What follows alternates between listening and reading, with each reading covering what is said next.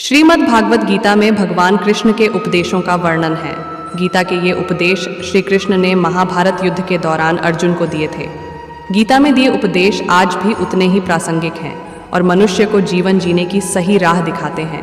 गीता की बातों को जीवन में अपनाने से व्यक्ति को खूब तरक्की मिलती है। गीता एकमात्र ऐसा ग्रंथ है जो मनुष्य को जीने का ढंग सिखाता है।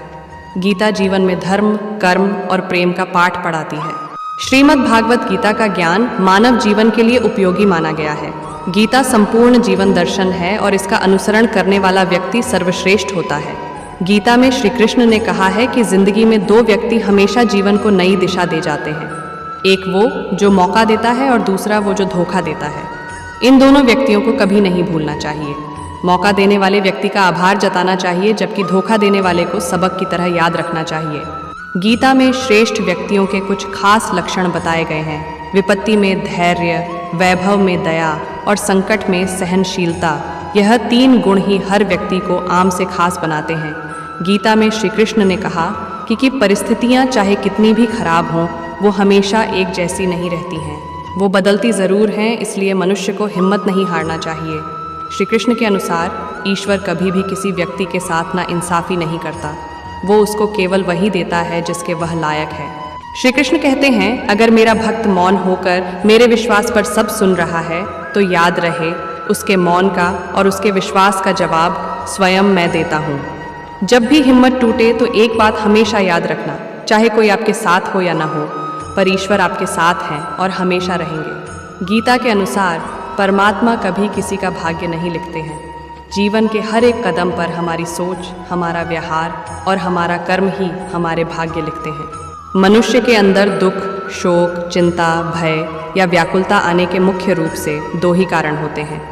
पहला, प्रिय या इच्छित वस्तु, परिस्थिति या व्यक्ति का वियोग हो जाना, और दूसरा, अप्रिय या अनिष्ट वस्तु, परिस्थिति का संयोग या प्राप्ति का हो जाना। इन दोनों परिस्थितियों में कुछ व्यक्ति बहुत अधिक दुखी या व्याकुल हो जाते हैं और मानसिक तनाव के कारण बीमार हो जाते हैं, परंतु कुछ व्यक्ति विपरीत या प्रतिकूल परिस्थिति में कम प्रभावित होते हैं या उससे जल्दी बाहर निकलकर अपने दैनिक क्रियाकलापों में व्यस्त हो जाते हैं। वे जानते हैं कि अनुकूल प्रतिकूल परिस्थितियां तो सभी के जीवन में आती जाती रहती हैं।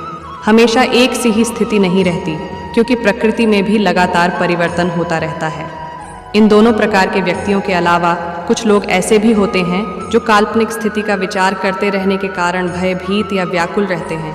जैसे कहीं मुझे कोविड या दूसरी कोई बड़ी बीमारी ना हो जाए, उस समय मेरा या मेरे परिवार का क्या होगा। यदि उनके परिवार का कोई व्यक्ति गाड़ी से घर से बाहर गया है, तब वे यह सोचकर व्याकुल होते रहते हैं कि कहीं रास्ते में कुछ हो न जाए।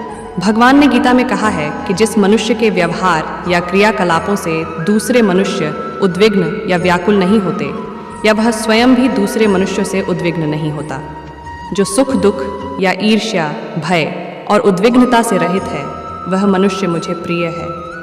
इस श्लोक में भगवान ने 3 बार उद्वेग के विषय में कहा है। अन्य शास्त्रों में भी 3 प्रकार के ताप या दुख का जिक्र आता है। दुखों की प्राप्ति होने पर जिसके मन में उद्वेग नहीं होता, सुखों की प्राप्ति में जो सर्वथा इच्छा रहित है, जिसके राग, भय और क्रोध नष्ट हो गए हैं, ऐसा व्यक्ति स्थिर बुद्धि कहा जाता है। इसलिए स्थिर बुद्धि वाला मनुष्य उपरोक्त तीनों प्रकार की परिस्थिति आने पर भी बहुत व्याकुल नहीं होता। उसमें कोई बहुत बड़ी हलचल नहीं होती, वह शांत रहता है। तब वह अपना कार्य और भी विचारपूर्वक सावधानी के साथ करते हुए उस प्रतिकूल परिस्थिति से बहुत शीघ्र ही बाहर निकल जाता है। यदि हमें अपना कार्य पूरा करने के बाद इच्छानुसार परिणाम प्राप्त नहीं हुआ, तब हमें व्याकुल होने के स्थान पर उस पर भली भांति विचार करना चाहिए कि कहाँ पर हमसे कमी रह गई। उस पर ध्यान रखते हुए भविष्य में फिर प्रयास कर सकते हैं। इसी प्रकार हमारे प्रति दूसरों का व्यवहार या उनकी क्रियाओं पर हमारा वश नहीं है, तब हम उनसे अपने मन को क्यों व्याकुल करते हुए अपने स्वास्थ्य पर प्रतिकूल प्रभाव डालते हैं। इसके अतिरिक्त मन में आने वाले काल्पनिक विचारों से भी अपने मन को व्याकुल नहीं करना चाहिए। जो हो चुका है उससे सीख या ज्ञान लेकर भविष्य के प्रति सावधान हो सकते हैं। वर्तमान में किए जाने वाले कर्मों को पूरे शांत मन से परिस्थिति के अनुरूप खुशी खुशी करने का प्रयास करना चाहिए। इसी में हमारा कल्याण है। इसके अतिरिक्त दूसरों की उन्नति होने पर हमें उनसे ईर्ष्या का भाव रखकर अपने मन को मलिन या व्याकुल नहीं करना चाहिए। जितना हमारा मन शांत रहेगा, उतनी ही प्रसन्नता हम प्राप्त करेंगे। स्वस्थ जीवन के लिए शांत और प्रसन्न रहना आवश्यक भी है।